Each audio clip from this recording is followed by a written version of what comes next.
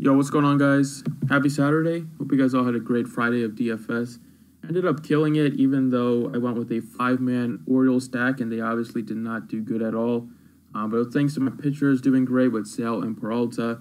Andrew Knapp came through. The entire Phillies team did great, but Knapp was extremely low owned, and he killed it for 29. Pretty surprised by that.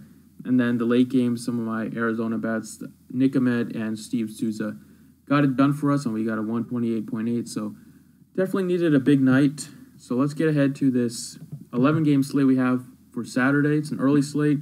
Before we get started, please be sure to drop a like and make sure you subscribe to the channel as well. I have a good feeling about these plays, so let's get right into it. I'm not going to make a video about the main slate. It's only 4 games. It's pretty simple. You want to do a full-on Dodgers stack against Deck McGuire, who's given up home runs left and right, and is just not a major league pitcher, so obviously want to do a full-on Dodger stack for the main slate, but early slate's interesting. We got 11 games, a lot of different options, so let's dig through them. At pitching, you can't go wrong with any of the top arms. I think they're all going to be fine plays, but they are expensive, and I do like some high-priced bats on this slate, so instead of paying up for a pitcher, an ace pitcher, I'm going to save some money and get another ace that is extremely low price, that has as much upside as some of these guys do at the top that are above 12,000. And that's Carlos Martinez of the Cardinals. Martinez is just 8,100. He's shown 2 great games in a row that looks like he's getting back to normal after he was injured for quite a bit. But his price tag is just really what's enticing. Just 8,100. We saw early in the season he was priced up like an ace that he is, over 11,000 early in the season. Does have some great upside. He did have 30-point upside games earlier in the year. And this is just a good matchup for him against the Giants. He has a lot of things going for him in this matchup. The Giants have the 7th lowest walk rate in the league this year, and he's cut down on his walks the last couple of starts, but they were an issue earlier. The Giants are also 22nd in the league in runs per game. They don't score a ton of runs. They're not a very good offense, and they have the 9th highest strikeout rate. So Martinez is a good strikeout pitcher. I think he's in a great form recently, and he does have as much upside as some of the guys at the top. And he's going to fly under the radar because people that pay up for a 12K pitcher are not going to pay up for Carlos Martinez more than likely. Second pitcher I like is Steven Matz of the Mets. This is just really surprising that he's priced at only 6,100. Great matchup here against the Rays. And Matz has been pretty good this year. It's been solid. He's pitching at home in Citi Field, which is just a great pitcher ballpark. Can't ask for much better here, and the Rays offense is just not scary. So 6,100, probably going to be a popular play today, but I think he's just too good of a matchup to ignore and just too safe in the spot. If you want to get cute, I think you might be able to mess around with maybe Mike Fiers or maybe even Matt Harvey, who's been really good lately. But I think Steven Matz is just so much safer. You don't have to worry about a headache like some of those guys. And going on to the bats, first base, I like Carlos Santana at 3,900. The Phillies offense absolutely exploded Friday night, and the run total is just way low. Right now, it's only at 3.9, I believe. That's just way too low on this slate.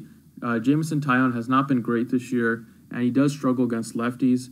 And Santana can bat on both sides of the plate, and he's just too cheap at 3,900. That's one of the few times this whole year he's been under 4K. As you see his game log, he's been over 4,600 in pretty much every start lately, and it's a good spot for him against Taillon, as I mentioned. Does struggle against lefties, and Santana hitting cleanup, does have power, does get on base a lot, has a high on base percentage, and I think the Phillies will be able to score some more runs on this slate, so I like him at 3,900. Third base, I'm going to pay up for Matt Carpenter at 5,300. A couple reasons why I love Matt Carpenter here. He's at 5,300, and most people are not going to pay that price for him just because it looks too expensive. But Carpenter has been one of the best hitters in baseball over the last couple months, and Jeff Samardzija has been absolute garbage versus lefties lately. Before he got injured, Jeff Samardzija was giving up a 311 batting average and a 574 slugging percentage to left-handed hitters, and Matt Carpenter, leading off for the Cardinals, has just been a killer versus righties this year. He has a 517 slugging percentage and a 277 batting average versus righties this year. And he's just been in good form, great form recently. He's just been super hot. He's hitting 457 with an 886 slugging in his last 10 games. So Carpenter has so much upside on this slate. He's going to go really low owned, and that's why I love him at 5,300 at the spot. Shortstop, I'm going to continue to roll with Jorge Polanco. Price tag is just too cheap until it goes above 4,000. I'm probably going to keep playing this guy. He got 2 more hits today, Friday night, and just continues to roll. It's a good matchup here. The Twins are implied for a lot of runs, 4.7 near the top. And hitting 6th in the lineup, Polanco does have a lot of power, does have speed as well. And Gausman has struggled to both sides of the plate. He gives up a lot of home runs too. And Polanco does have a lot of power. So 3,600, a nice cheap little shortstop option on the slate. And then finally in the outfield, I love Nick Castellanos a lot at 5,000. Castellanos is one of the best lefty hitters in baseball. This year, he's hitting a whopping .432 with a .691 slugging percentage versus lefties. I have a new rule. Whenever Castellanos is playing a lefty, I play him. He's been an absolute monster versus lefties throughout his career. Last year, he had a .599 slugging percentage versus lefties, and Cole Hamels notoriously struggles versus right-handed bats, especially right-handed power bats. Hamels has already given up 20 home runs this year, 19 of which have been to righties, and he's given up a .467 slugging to righties this year. So I love Castellanos in the spot against Hamels, who does struggle a lot versus righties. So lock him in at that price tag. And there you have it. Those are the 6 plays I got for you today. Please be sure to drop a like if you enjoyed. Visit the website if you want to join the team. Thanks for watching. Good luck today.